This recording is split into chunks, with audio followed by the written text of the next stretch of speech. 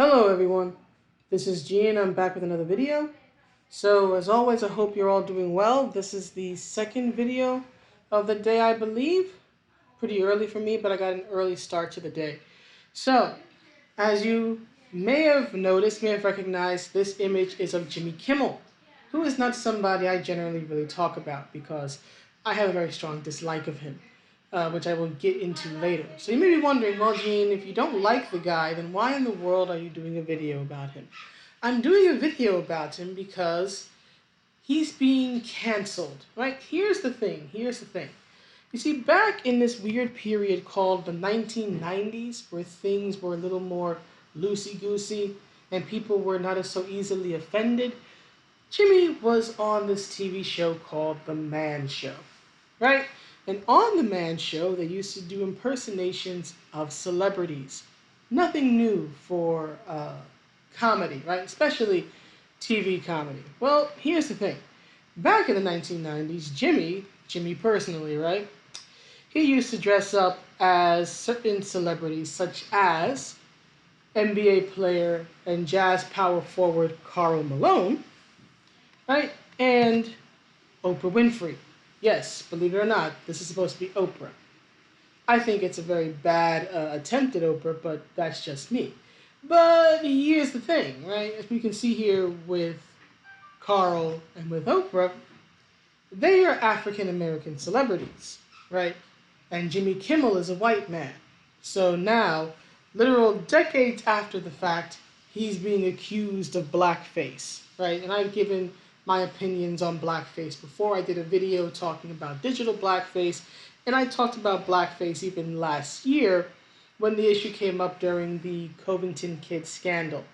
Let's just to summarize, I don't find these type of instances to be blackface or even brownface. It's usually either in terms of sports, it's regarding teams and different sorts of color outs and all the stuff. It's usually done for solidarity. And when it comes to, say, entertainers, celebrities, especially comedians, right, it's usually done in the name of humor and is more of an impersonation of a particular person than it is a stereotypical depiction of a particular group of people. So I personally don't find this offensive. But the Twitter, right, the Twitterati, are trying to cancel him for this. So he's issued a statement. Statement says, and I've taken many of these stills from Viva Frey's video, which I will link in the description to this video. I think he has a great take on it. I really like his work. He's a Montreal litigator turned YouTuber, as he often likes to say. And I think he has a wonderful insight to these type of things. So here's Jimmy's statement, which was also reported by CNN, which I will also link in the description, right? But it says here, I have long been reluctant to address this, as I knew doing so would be celebrated as a victory by those who equate apologies with weakness and cheer for leaders who use prejudice to divide us. That delay was a mistake. There is nothing more important to me than your respect, and I apologize to those who were genuinely hurt or offended by the makeup I wore or the words I spoke. On K-Rock Radio in the mid-90s, I did a recurring impression of the NBA player Karl Malone. In the late 1990s, I continued impersonating Malone on TV. We hired makeup artists to make me look as much like Karl Malone as possible. I never considered that this might be seen as anything other than an imitation of a fellow human being, one that had no more to do with Karl's skin color than it did his bulging muscles and bald head. I have done dozens of impressions of famous people, including Snoop Dogg, Oprah, Eminem, Dick Vitale, Rosie, I'm assuming he means Rosie O'Donnell in this, and many others. In each case, I thought of them as impersonations of celebrities. Impersonations of celebrities and nothing more. Looking back, many of these sketches are embarrassing, and it is frustrating that these thoughtless moments have become a weapon used by some to diminish my criticisms of social and other injustices. I believe that I have evolved and matured over the last 20 plus years, and I hope that this is evident to anyone who watches my show. I know that this will not be the last I hear of this and that it will be used again to try and quiet me. I love this country too much to allow that. I won't be bullied into silence by those who feign outrage to advance their oppressive and genuinely racist agendas. Well, let me give you my opinion of Jimmy's apology. I find it pointless. I find it pointless because he did not do anything wrong. While I personally do not like Jimmy, and I'll explain why later,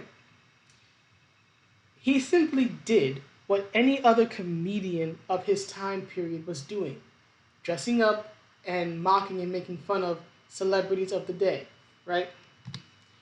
This is a clip from In Living Color, right? In particular of the Men on Film skit, which is of course a comedic parody of flamboyantly gay men, right? This was comedy in the 1990s. This was acceptable in the 1990s. Jimmy simply did what any other comedian of his time period did, right? He mocked or he made fun of, right? Or he dressed up as individual people, right? Jamie Foxx, when he was on In Living Color, did comedic impersonations of Little Richard and Prince. Jim Carrey often got stuck impersonating white people, such as Vanilla Ice and what was his name? Snow? That guy? Informer. That one, right? He got stuck doing those. And when it comes to cross-dressing, right, or cross-race and all that, again, people, black and white, used to impersonate and make fun of Michael Jackson all the time, right? You want to talk about, say, for example, cross-dressing, right? Tyler Perry's done it when he's played the character of Medea. Whoopi Goldberg's done it. She played a white man, so not only did she cross race, right? She also did drag, right? So there's that. Then you have who else? For example, you have Martin, right? Martin on his TV show, Martin Lawrence, when he had the TV show Martin, he would occasionally, well, he did several different characters on Martin, to be fair, right? But he dressed up as Shanae, right? One of the funniest characters on the show, who was the stereotypical ghetto girl, right? He dressed up as a stereotypical, Western kind of like doofus Texan type of white man, right? He's done cross-dressing such as for the films Big Mama's House, right? There was also, what is it, the Wayans brothers, right? They did the film White Chicks. And there are many, many, many, many other examples of comedians who have cross-dressed or impersonated people, right, of various races or genders or ethnicities, all in the attempt to get the audience to laugh. Are we going to cancel Robin Williams, who's been dead for years now, because he's dressed up as a woman, right, in Mrs. Doubtfire? These are the questions you have to ask yourself when you have these people, these Twitterati types, coming after Jimmy Kimmel, or who was it? I think Robert Downey Jr. when he played a black man in Tropic Thunder, right? You have to ask these questions. You have to think beyond just the issue itself. You have to expand your mind and think beyond that. Because eventually, I'm telling you, eventually someone's going to come for skits like Men on Film. Because it was making fun of stereotypically gay men. And that today, right, would be seen as incredibly offensive. And it's not going to matter to people if other gay people found it hilarious or funny. Right? So, here's the thing. As I said, I don't like Jimmy Kimmel. I don't like Jimmy Kimmel because, right, while he may have gotten older, he may have gotten his hair done and grew a beard and lost some weight, he can change his appearance all he likes, but I've always found Jimmy Kimmel to be a tool, a massive tool. I saw that he was a tool back in his Man Show days, and I don't think he ever grew out of that, right?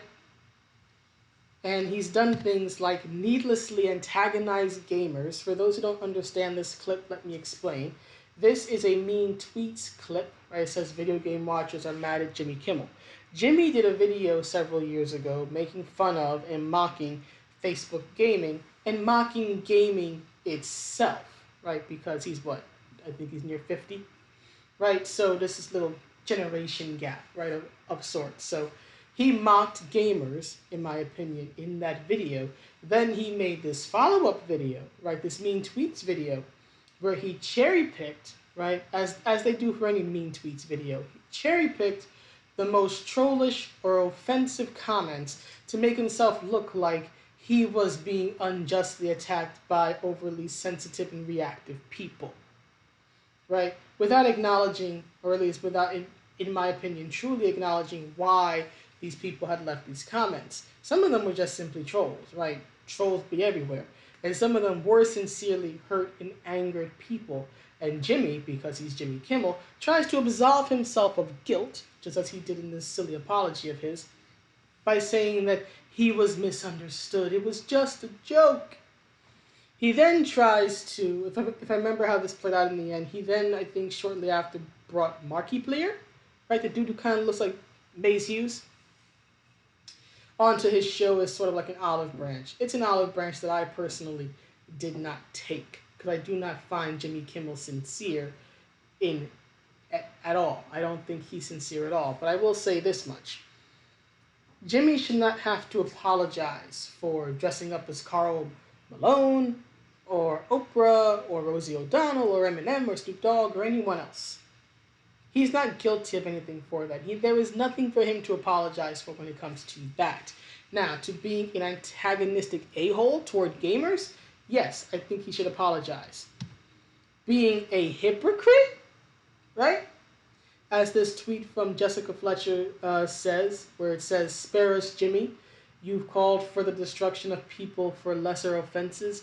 You think I know my motives and I'm not a racist. It was a joke, but you've torched those who said the exact same thing. You shouldn't be canceled, but the people before you shouldn't have either." And I agree with her. I agree with her completely. He shouldn't be canceled. But the people he tried to get canceled shouldn't have been canceled either. And I have to be honest, while again, I don't think he should be canceled, I don't exactly feel sympathy for him in this situation, right? What's that quote everybody loves from the Joker film? You get what you effing deserve. Well, it seems like karma has come back for Jimmy Kimmel, and karma bites, right? Karma is a you know what, right? So I'm going to finish this off with Little Green Day, and I think it's appropriate here, right? Are you locked up in a world that's been planned out for you? Are you feeling like a social tool without a use?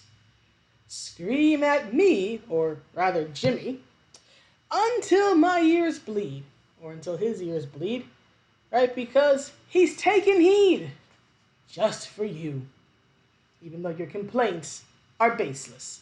But anyway, that's the video. Please let me know what you think, and I will see you all in the next one. Have a good day. Bye.